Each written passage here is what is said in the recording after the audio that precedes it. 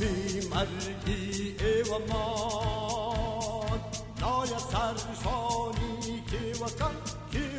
رمان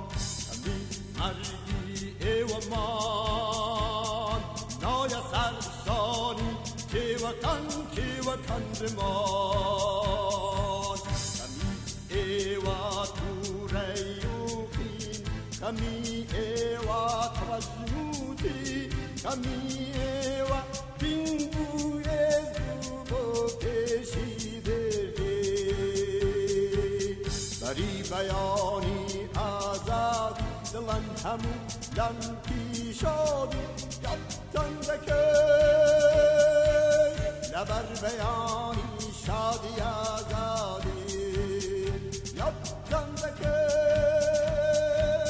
لبر بیانی شادی آزادی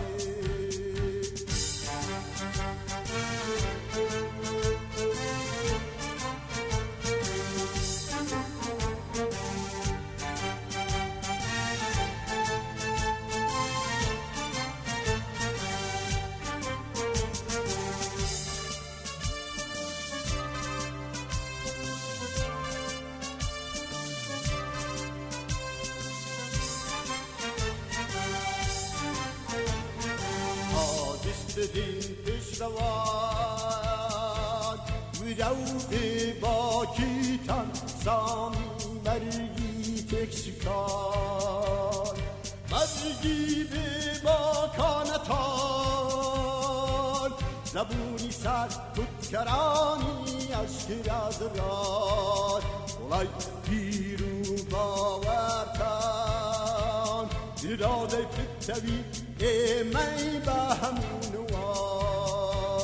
Kami ewa turayuqin Kami ewa tawajmutin Kami ewa dingu hezubo peşi verdi Bari bayani azadi dilan hamu lanki şadi Yattan da haber beyani şadi azadi yattan bekar haber beyani şadi azadi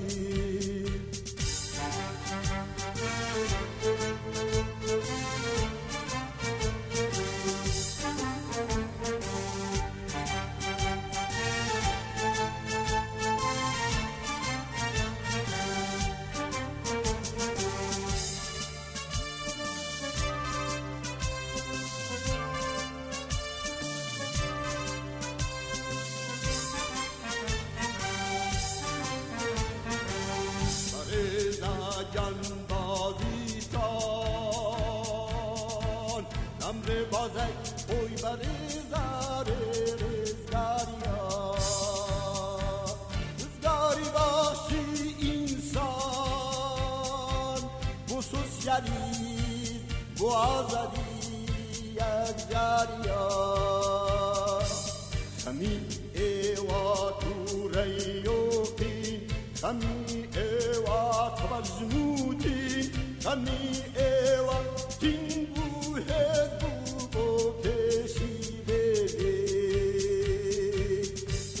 beyani azadi dilan hamu lanki şabi yaptan bekar haber beyani şadi azadi yaptan bekar haber beyani şadi azadi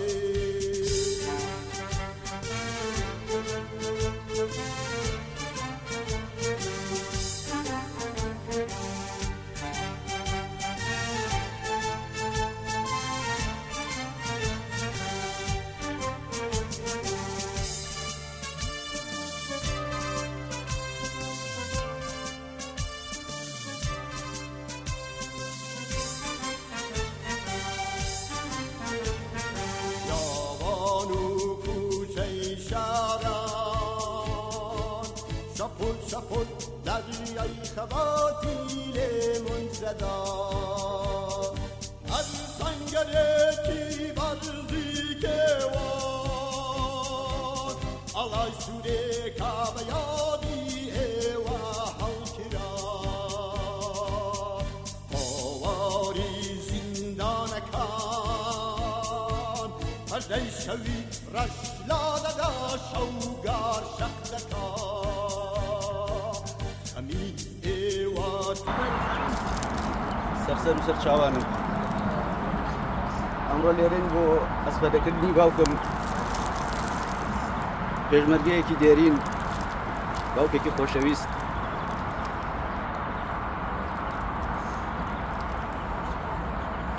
زۆر سپاسی و خزم و قەومانە هاتم کە لەم ماوەیە بە بوونیان گەرمانی دڵیان ڕاگرتین خۆشەویستی لە ئاستانە کەمێنێ بەڕاستی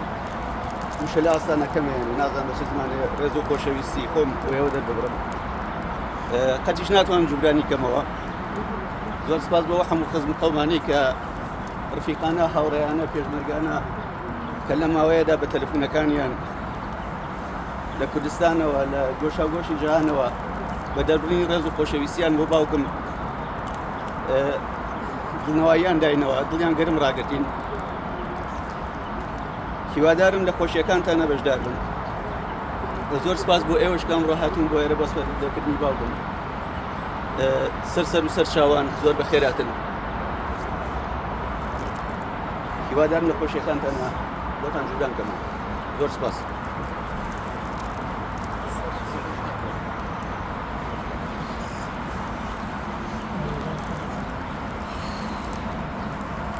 هەرەوەنداڵم سپاس کە هاتوون بۆ سپاسی باوکمەکەم بۆ بەرزی و بەڕێزی بۆ ڕێگەی ئینسان دۆستانی کە خەڵی بژار و کە بە ئێمەی پیشاندا زۆر سپاس یەکەم هیوادارم هەمیشە بۆ مانزێ و یادی هەمیشە زیندوە سپاس بابەکە بەخێراتنی و خزم و دۆستانە ئەکەم ئەم ڕفیقانی لێرە کۆبوونەتەوانێ سپاسی هەر هەموو لایەکەم سپاسی ئەو هەموو خەڵک و خۆشەویستی ئەبا ئەکەم کە بە تەلەفۆن و بە نامە و بە هەموو شتێک بوونەوەی ئێمەیاندا و لە شەریکی غەمی ئێمەیا بوون وەک دایکی ئارەز وارینە سپاسی ئەبا ئەکەم کە دوو مناڵی زۆر جوانی بۆ من گەورە کرد وەک قارەمان هیوادارم قارەمانەتی باوکیان خۆشەویستی باوکیان لە ناو خەڵکە ئەگە من لە قارەمانەتی ئەبە باس بکەم دەیان سەنگەر لەگەڵی بووم دەیان شجاعەت و ئازایەتی لەگەڵی بووم بە کتێبهای لەسەر بنووسێت هیوادارم مناڵەکان ئەو بکەن سەرمەشق بۆ زیندەگی خۆیان ئەبێ ئینسانێکی زۆر گەورە بوو لە تووری زیندەگیە سەری بۆ هیچ زوڵم و زۆری دانەنەوان بەرامبەر بە جمهوری ئیسلامی هەمیشە ڕاوەستا بە فەقیری بە بەدبەختی ژیا بەڵام قەت حازر نەبوو لەسەر ژیانی خەڵک خۆی دەوڵەمەند بکە ژیانی خۆی خۆش بکە فەقیری خۆی قەناعەتی کرد بەڵام بەسەر بەردانە ژیا بەسەر بەردانە مرد زۆر کەند و کۆسپی بەسەر هات ئەبە لە ئەمری جوانیە چواردانە پشت و برای لە دەستا بەڵام خەویف بوو ئەبێ مناڵەکان ئەو خەویبوونەی باوکیان فێر بن ئەو شەهامەتی باوکیان فێر بن ئەو خۆشەویستی باوکیان کە لە ناو خەڵکا بووی مردنی ئەبە خەسارەیەکی گەورە بوو بە شۆڕشی ئێران خۆشەویستی ئەبەیە دەیانی وەکو ئەبە کە لە ناو خەڵکی کوردستان ئستێش کۆمەڵە خۆشەویستە ئستێژە و جەریانەی دامەیە سەربەرزی ئەمان و فداکاری ئەمانە بوو لە ناو خەڵکە کە ئەو شۆڕشە و جەریانی خۆشەویستی لە ناو خەڵکە من هەرەوەندە ئەڵەم بە ئارێز و ئارینە ژیانی باوکیان ڕەوشی باوکیان بکەنە سەرمەشق قەت شکست ناهێنن چونکە ئەبە قەت شکستی نەهێنا بەسەر بەرزی ژیا و بەسەر بەستیش مرد زۆر سپاسی ئەوە ئاکەم دووبارە زەحمەتتان کێشاوە سپاسی ئەو خزمانە ئاکەم کە چەند ڕۆژە بە دەورمانەوە تەنهایان نەهێشتوون هیوادارم لە خۆشیەکانە بۆیان دووران بکەمەوە هیوادارم بە خۆشیەکانی ئێوە بێم نازانم چی بڵم هەچی وشێ بڵم کەمە لە ئاستی ئەبەیە دوبارە سپاسانە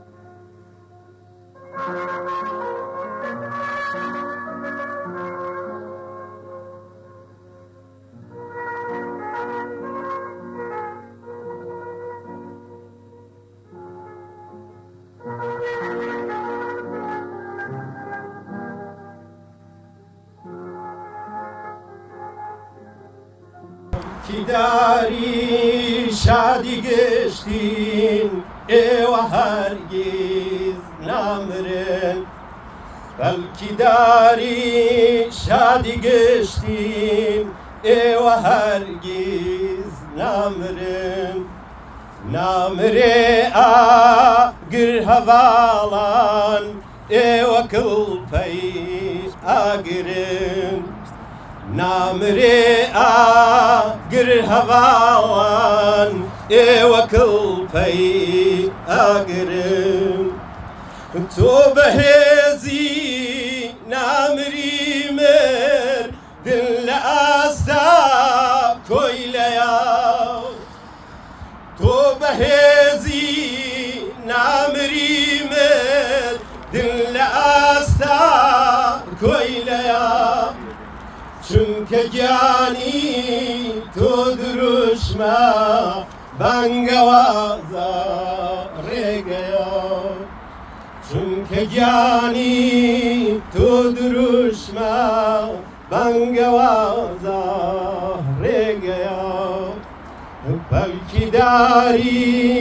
شادی گشتین ئێوە هەرگیز نامرن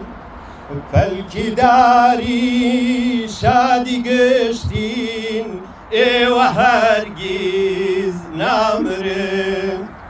نامرێ ئاگر هەڤاڵان ئێوە کڵپەی ئاگرن نامرێ ئاگر هەڤاڵان ئێوە کڵپەی ئاگرن تۆ قوتابخە نەی قوتابی بیری تازەی سەنگەری وەک هەوێن بۆ شۆڕشی نوێ مەشغەڵی داهێنەری وەک هەوێن بۆ شۆڕشی نوێ مەشغەڵی داهێنەری پەلکی داری شادی گشتین ئێوە هەرگیز نامرن نامرێ ئاگر هەڤاڵان ئێوە کڵپەی ئاگرن نامرێ ئاگر هەڤاڵان ئێوە کڵپەی ئاگرن بەرز وەرز بێ زیادی هاوڵێ خۆشەویستی هەموو یان بە توانی ڕێگای ئازادی و سۆسیالیسم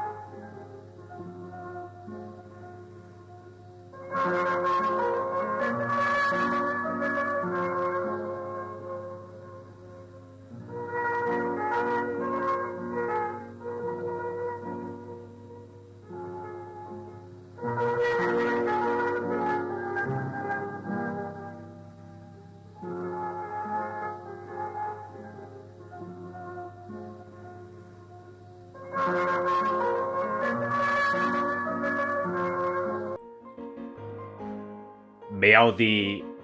هوري عبد الله سعيدي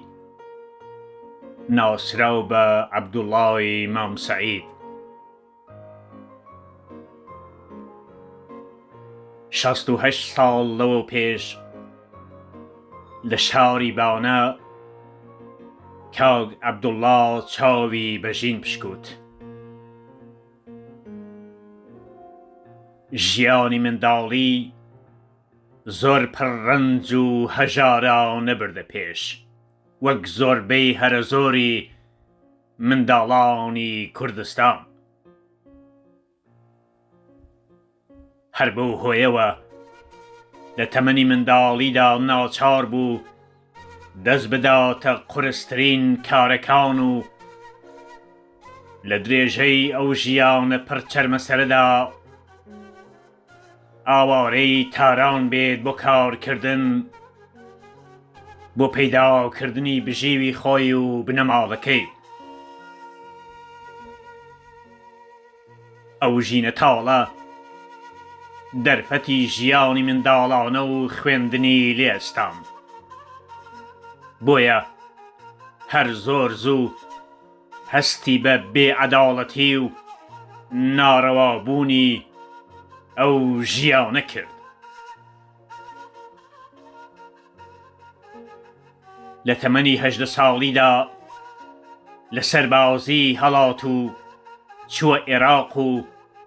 لەوێ لەلایەن ڕژیمی عێراقەوە گیرا و 2 ساڵ زیندانی کرا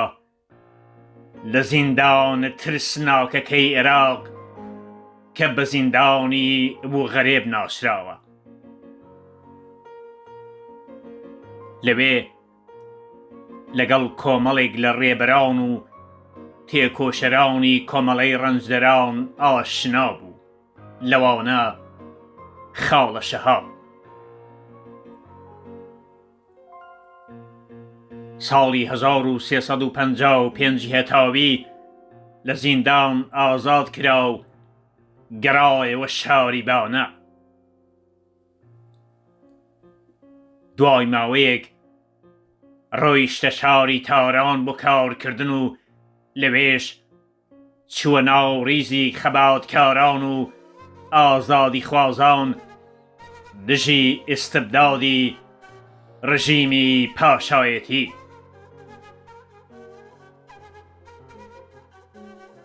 لە جەریانی شۆڕشی ساڵی 1357دا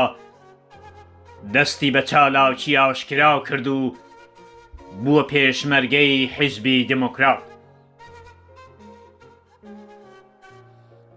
لە جەریانی شەڕ و بەرانبەرچێکاندا نەقشی بەرچاوی گێڕا. لە کاتی گرتنی ئیدارەی رادیۆ تەلەڤیزیۆنی شاری سنە بە سەختی بریندار بوو. لە سەرەتای ساڵی 1360 هەتاویدا هاتە ریزی پێشمەرگایەتی کۆمەڵەوە. کاک عەبدوڵڵا لە زۆربەی چالاکیەکان و شەڕەکانی پێشمەرگەی کۆمەڵە لە ناوچەی باونە و سەرجادەی سەردەشت باونە بەشداری کرد و بەرپرسیارەتی نظامی واستۆ گرت. مەسئولیەتی ئیدارەی زیندانی کۆمەڵە لە ئاوایی سیسێر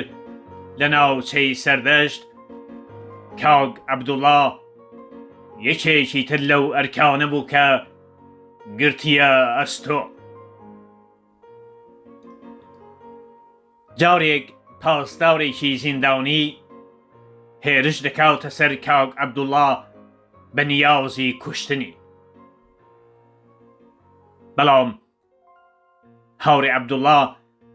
کاتێک هاوڕێیانی بە یارمەتیەوە دێن بەو پەڕی مەتاونەتەوە دەڵێ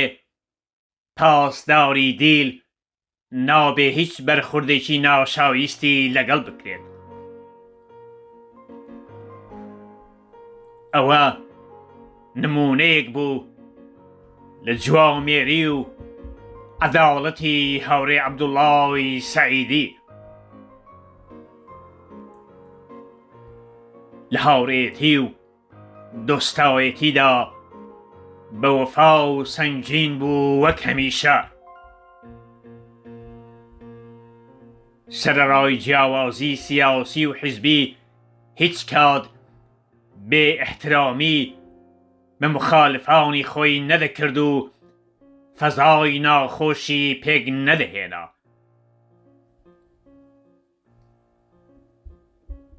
هاوڕێ عەبدوڵڵا ناسراوە بەوەی کە لەگەڵ پێشمەرگە و زیندانی و ئەسیرەکان و هەموو کەس وەک هاوڕێ و بە ئەحترامەوە ڕەفتاری دەکرد. کەسێکی قسە خۆش و خۆش خوڵق و بەڕۆحیە بوو. ورەی بەرزی بۆ هەموو کەس دیار بوو.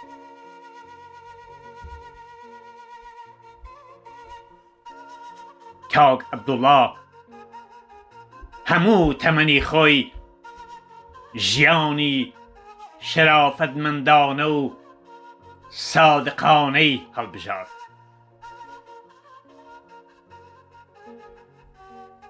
ئاخرین ڕۆژەکانی ساڵی 1362 هەتاوی هاوڕێ عەبدوڵڵا لەگەڵ جەمیلەی ئازادی کە هاوشاری و پێشمەرگەی کۆمەڵە بوو لە گوندی شێناوی ناوچەی باونە ژیانی هاوبەشیان پێکهێنا. ساڵی 1364 پاش کۆچی دوایی باوکی بە ناوچار گەڕایەوە باونە. هاوڕێ عەبدوڵڵا دوای گەڕانەوەی دەکەوێتە زیندان و فشاری بۆ دێنن کە هاوکاری جمهوری ئیسلامی بکات. بەڵام ئەو بەکردەوە نیشانیدا کە ئامادە گیانی بدات، بەڵام خیانەت بە باوەڕەکەی و بزوتنەوەی ڕزگاری کوردستان نەکات و بنەماڵەکەی هەروا بەسەر بەرزی بپارێزێت. دواتر هەرتکیان لە تەشکیلاتی نهێنی کۆمەڵەدا سازماندران و تا کاتی هاتنە دەریان لە کوردستانی ڕۆژهەڵات ئەو ئەرکە قورسەیان لەسەر شان. دوای پەیوەستبوونی ئاڕێزی کوڕی بەریزەکانی پێشمەرگەی کۆمەڵە لە ساڵی 2002 کەوتنە ژێر فشار و ئازار و چاوەدێری بەردەوام لەلایەن ناوەندە ئەمنیەکانی نظامی جمهوری ئیسلامیەوە. ئەمجار کاک عەبدوڵڵا ناچار ئاوارەی کوردستانی باشوور بوو.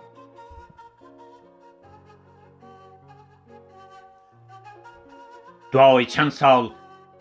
نیشتەجێبوون لەوێ، ساڵی 2010 زاینی لە ڕێگای دژوارەوە سەرنجام گەیشتە وڵاتی نۆروێژ و بووە پەنابەر. لێرەش لە تێکۆشان لە دژی جمهوری ئیسلامی بۆ ساتێکیش نەوەستا و لە تەواوی تێکۆشان و خۆپیشاندانەکانی دژی کۆماری ئیسلامیدا بەشداری کرد. کەسێکی یەکجار فیداکار و شوجاع بوو. لە هەموو هەلومەرجێکدا ئەو پەڕی ئەحساسی مەسئولیەتی نسبەت بە ژیان و ئەمنیەتی خانەوادەکەی و دۆست و هاوڕێکانی نیشاندا. ئەوە پێگە و جێگەی بە ئەخلاقی و بەرز و سەداقەتی هاوڕێ عەبدوڵڵا بوو. قسە لەڕوو ساکار بوو و لە هەمان حاڵدا بێکینە و دەمارگرژ و سەمیمی بوو. بەداخێکی گرانەوە کاک عەبدوڵڵا کە تەنیا ئاواتی گەورەی دیتنی نەمانی کۆماری ئیسلامی بوو، ڕێکەوتی 9/6/2024 زاینی دڵی پڕ لە خۆشەویستی و خولیای ئازادی لە لێدان کەوت و بۆ هەمیشە ماڵاوایی لێ کردین. یادی ئازیزی بۆ هەتایە لە دڵماندا زیندووە.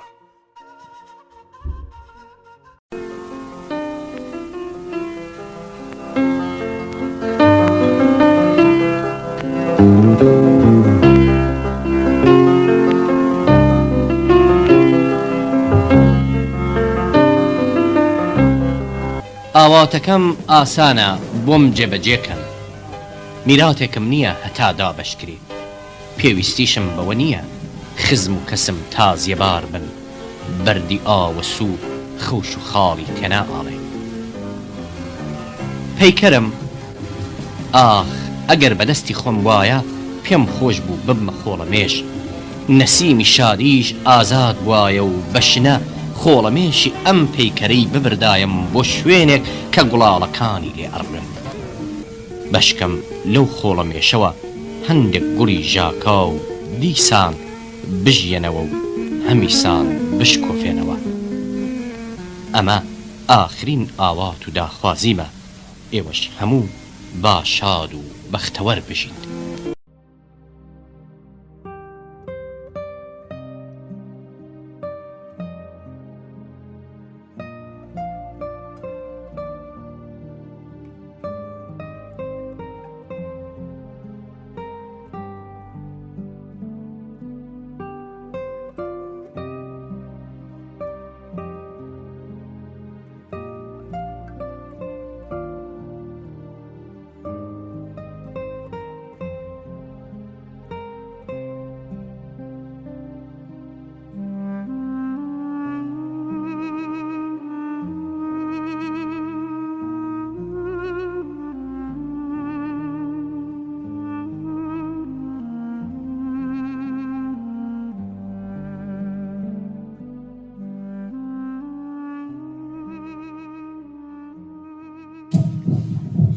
بەڕێزان میوانان هاوڕێیان و هاوسەنگەرانی عەبدوڵڵای ئەسایی ناسراو بە عەلمان سبحەی باوکی خۆشەویستانی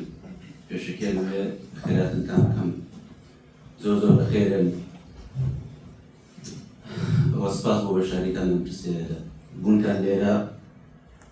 بەهێزمان دەکات بۆ هەڵگرتنی ئەم پرسەدۆرە. زۆر سپاس. شتێکی زۆرم نییە بۆ تەنهەرۆنەکە بڵێم باوکم مرۆڤێکی شەریف بوو کە هەرگیز لەو سنوور ئەخلاقیانی کە بۆ خۆیان هەولای نەدا و بەهاکەشی بۆ ئەو نەبوونی و غەریبایەتی و ئاوارەگی و لە کۆتاییشە کارەوە ببوو.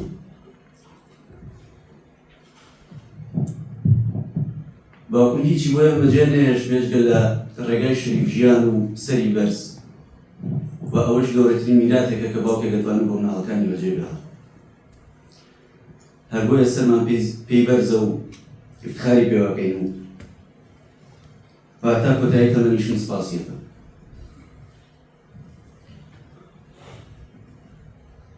دووبارە و سێبارە و هەزار بارە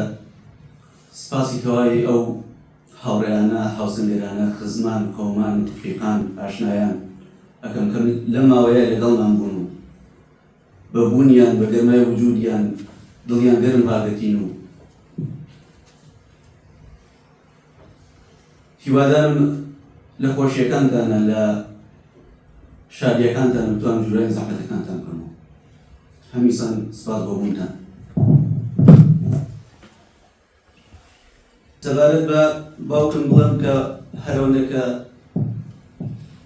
باوکم لە سەدان عەمەلیاتێک لە کاتی پێشمەرگایەتیە بەشداری کردووە و سەدان خاترەی هەبوو لە کاتی پێشمەرگایەتیە بەس و لەگەڵ ئەوەشە کە هەمیشە یادی شەهیدبوونی هاوڕێکانی کە بەدەیان هاوڕێی لە پنای خۆیان لە باوەشی خۆیان شەهید بووە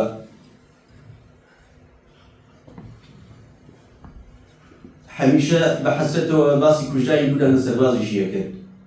کە بە سودفە لە کاتی شەڕە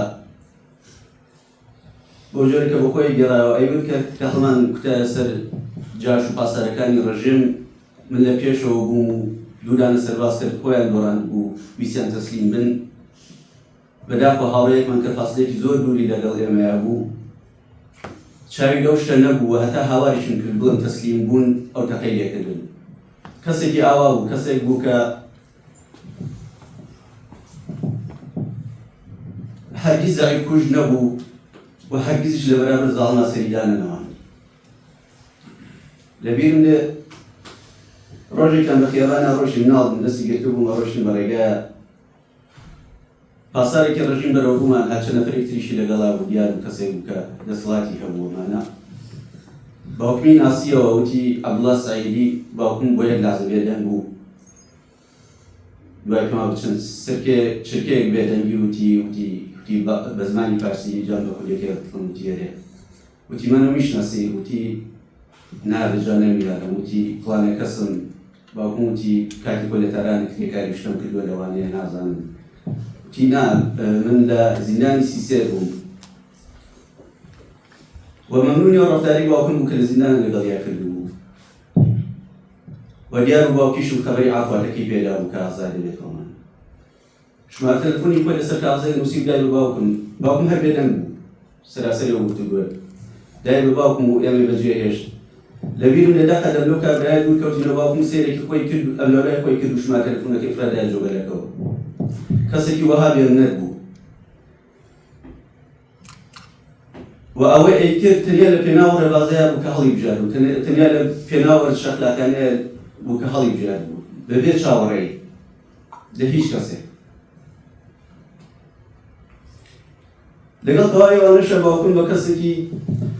خۆشمەشروب و خۆشقسە ناسرا بوو یعنی لە هەر مەجلیسێکا بوو ئەکەوت سەنتەری ئەو مەجلیسەوە مەجلیسی ئاغازانەوە وە هەر کەسێکیش لەگەڵ تەواوی ئەو چەند مەسەریانی کە بەسەریا هاتبوو کەسێکی ئاوا بەورە بوو هەرگیز زۆر خەفەتی لە داهاتوو ناخوارد لە لەحزەیە ئەژیا بۆیە تەواوی کەسانیش کە لە ڕۆژێک لە ڕۆژان ڕێگەیان کەوتە سەر ڕێگای باوکم خاترێکی خۆشیان لە باوکم هەیە خاترێکی شیرینیان لە باوکم هەیە ڕێزی گەورە و شکۆلەی وەکو یەکە بێت بۆیە ئێستا تەواوی ئەو ناڵانەی ئەو خزم و قەومانە کە ئێستا گەورە بوون باوکمیان بەیانێکی خۆشەوە لەبیرە زۆر باوکمیان خۆشەوێتی وایە مەسەلەن لە 2 ساڵیە لە 3 ساڵیە لە 5 ساڵیە لە 7 ساڵیە باوکمی دیوە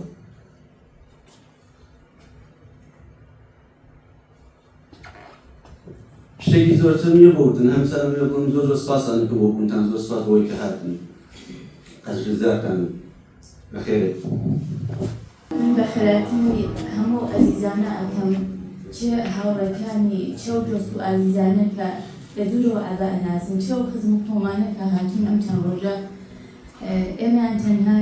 نەکردووە زەحمەتیان زۆر کێشاوە چه کەسانە کە لە دوورەوە تەلەفۆنیان کردووە بۆ من بە ئیمەیل بە واتساپ بە هەموو جۆرێ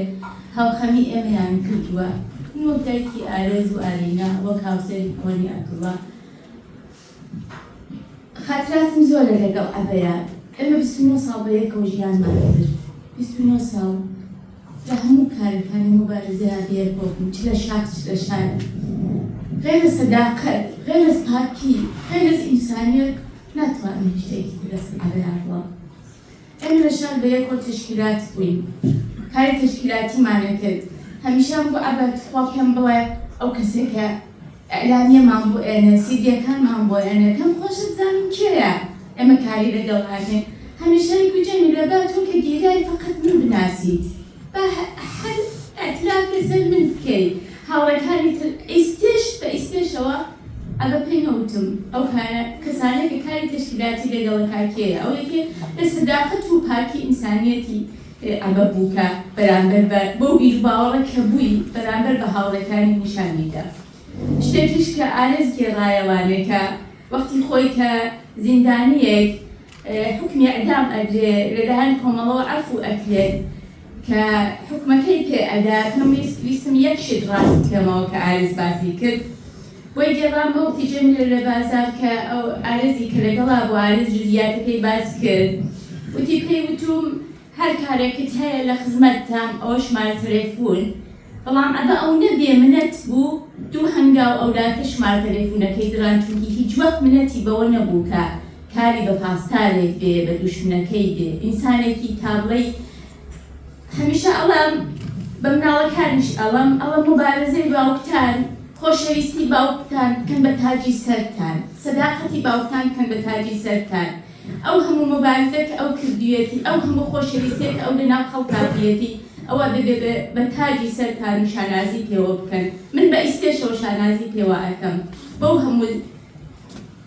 بەدبەختیانەوە کە ئەمە بەیەکەوە کێشاومانە ئینسانێکی سادق بوو مێرولەیەکی ئیستێش خانەوادەکەم بۆی بە ئازادارن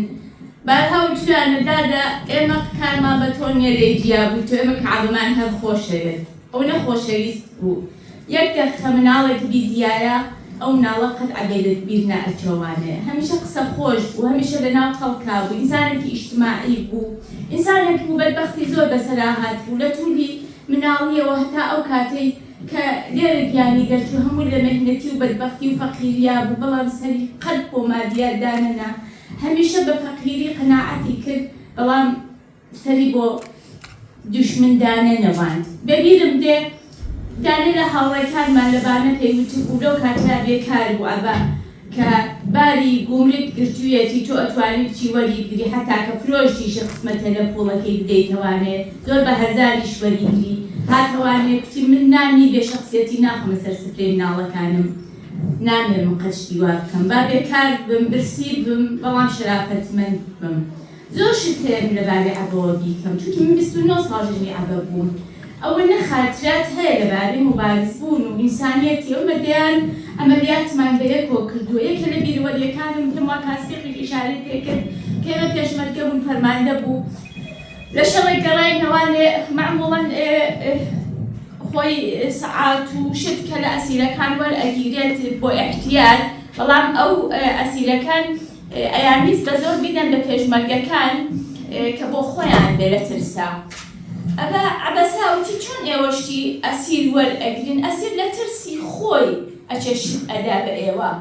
چۆن ئێوەشتی وا حتا بەرامبەر بە ئەسیرەکانیش ئەو بەڕەح بوو حتا لە زیندانی سیسێر ئەو کات کە من لەگەڵی ئاشنا بووم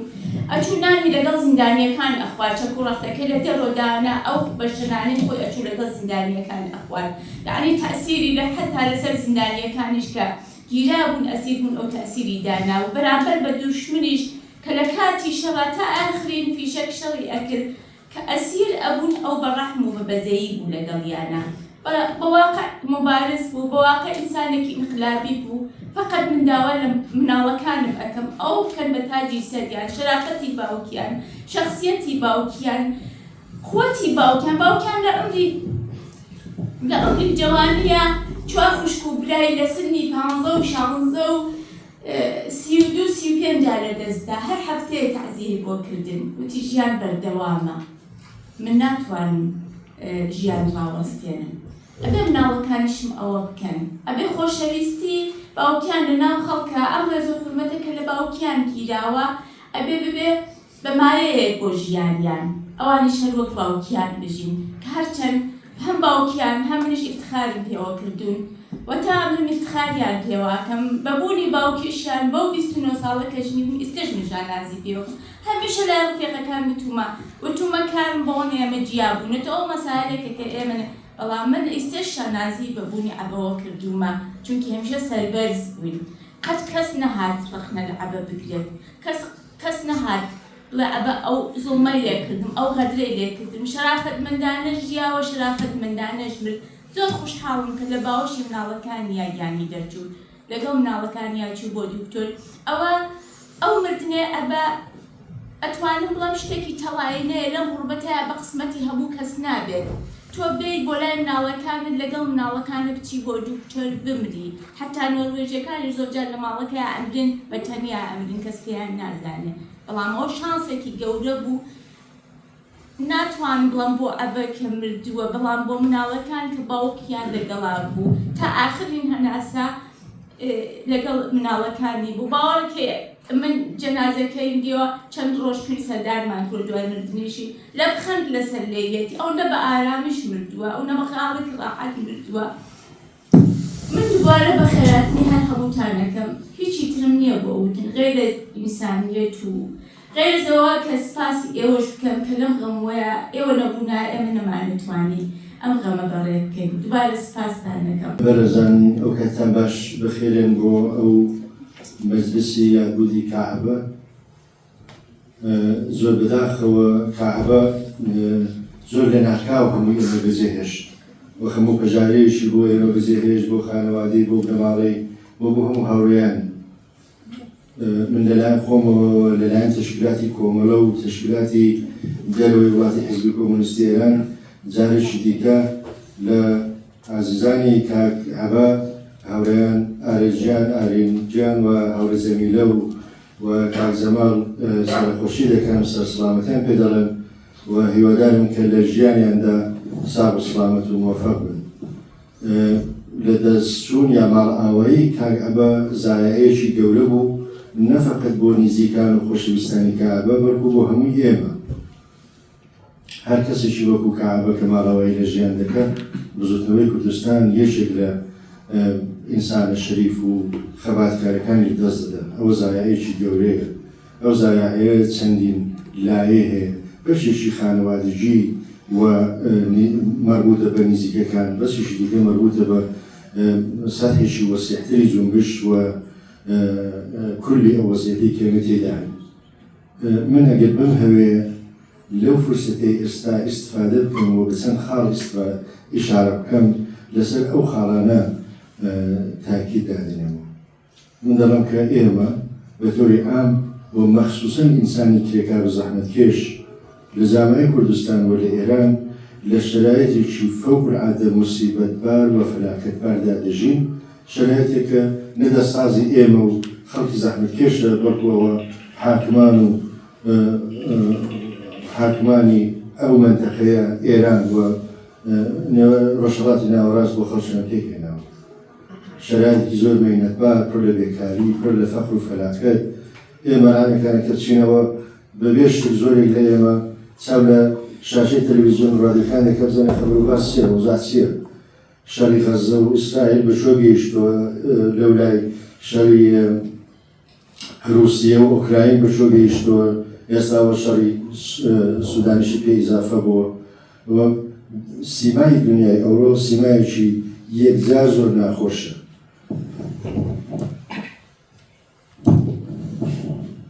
قسەی منەوەیە کە لەو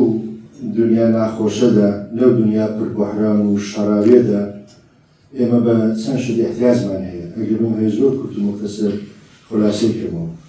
وە قسەکانێکە جەمیلە و ئارزش کردیان هەر نمونەهایەکن لەوە. دنیای ئەوڕۆ بە خەبات بۆ گۆڕین احتیاجی هەیە و بۆ ئەوە ئینسانەکان احتیاجیان بە چەند شت هەیە. یەکەوەی کە واقعاً هاوپشت یەکتر بن مەخسووسەن لە شرایەتی سەختدا، لە شرایەتێکە حتا تاکە کەسەکان لەگەڵ مشکلات مواجه دەبن ئەو ئینسانانە هیچ کەس خۆی بەتەنیا نەزانێت و هاوپشتی هاوغەمی یەکێک لەو خاڵە مهمانە لە شرایەتی ئەوڕۆدایە بۆی کە ئەگەر زایایەکیش هەیە ناخۆشیێکیش هەیە ئەو ناخۆشی تەقسیم بکەین و تەقسیمکەین بین خۆمان. هیچەنەوە هاوغەمی و هاوپشتی یەکێک لەو خاڵە مهمانە لە شرایەتی ئەوڕۆدایە. خاڵێکی دیکەی کە زۆر زۆر مهمە و بڕوای منەوەیش ئەوەیە کە ئەو هاوڕێیانش باسییان کرد ئاوات و ئارزووی کەعبە ئێران وە کوردستانیشی ئازاد دموکراتیک کە بتوانێت بگارێتەوە لەوێ ژیان بکە سەری بدە و ئێمە دەبینین کە وزات چۆن. بەزر نەتیجە ئەو ئاسۆیە ئەو ئومێدی کە کەعبە هەیبوو ئاسۆی هەمومان و بۆ وەدیهاتنی ئەو ئاسۆیە تەبیعەتەن خەبات و مۆبارزە یەشێک لە ئەو پێشفەرزانەیە کە بە ئێمە دەڵێ بۆ ئاڵ و گۆڕ پێکێنان لە وڵاتدا هەموو تاکی کەسەکان احتیاجیان بە خەبات و مبارزە هەیە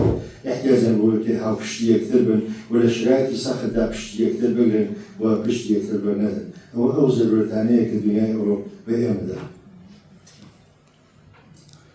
ئەمن وەختان زیاتر ناگرم زۆر خۆمان بە هەموو هەژارەی ئێوە شەریک دەزانین و هیوادارم کە هەم بنەماڵەی خۆشەویستی کاهەبە و هەمووی ئێوە هاوڕێیان ساو و سلامەت و مۆفەق بن لە پرۆسەی کار و ژیان و خەباتانە. زۆر سپاس بۆ ئێوە.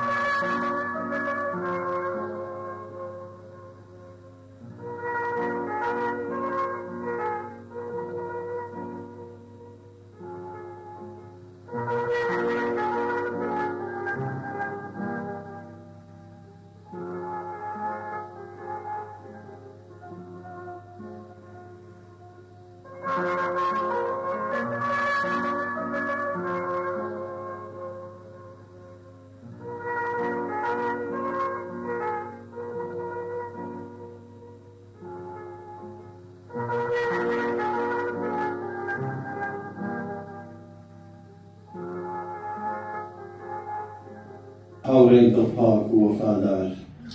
ڕۆڵەی پەروەردەی ڕەنج و ئازار دڵپەر لە هیوا لە تێکۆشان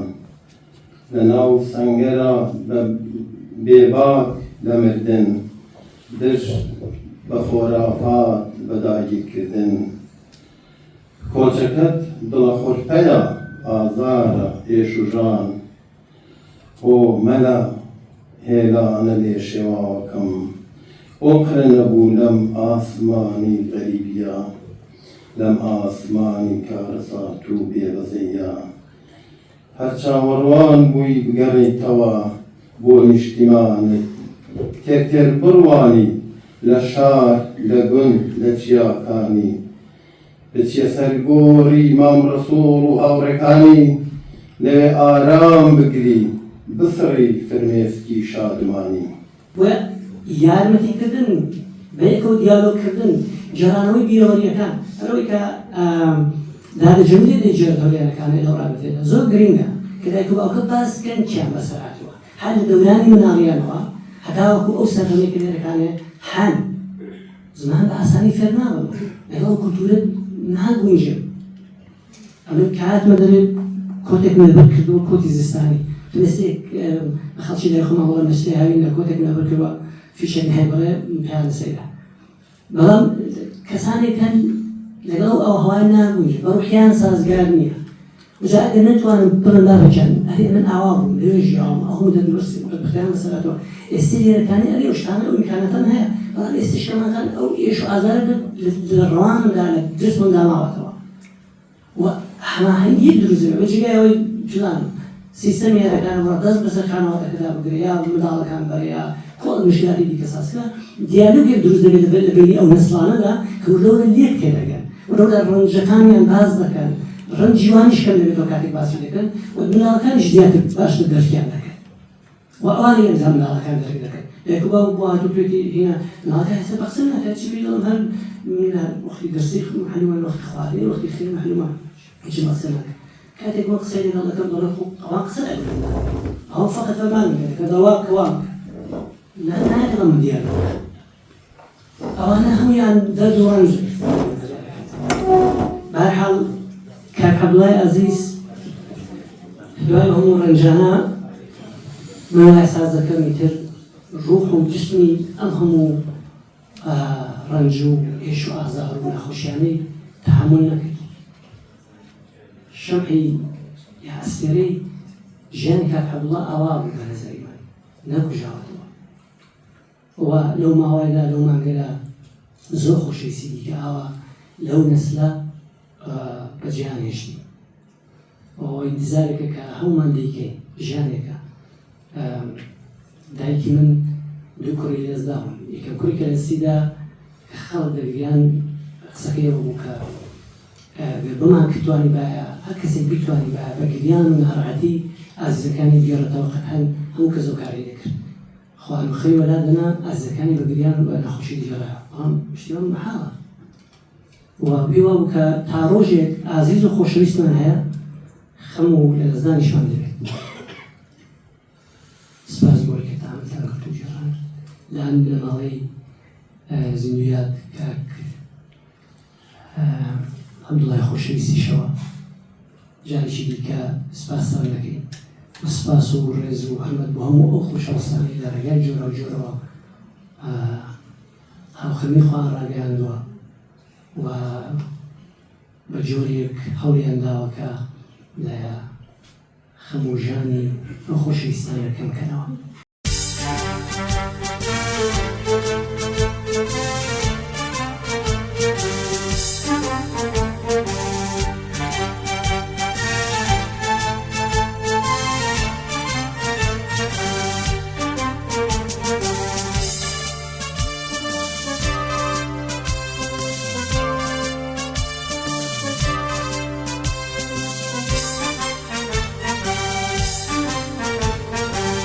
Kami margi evaman Naya sarshani kevakan reman Kami margi evaman Naya sarshani kevakan reman Kami eva turayukin Kami eva tavajnuti Kami eva bingu ezubo keşiderdi Dari bayani azad dilan hamu lan pişadi Yaptan bekey Leber beyani şadi azadi Yaptan bekey Leber beyani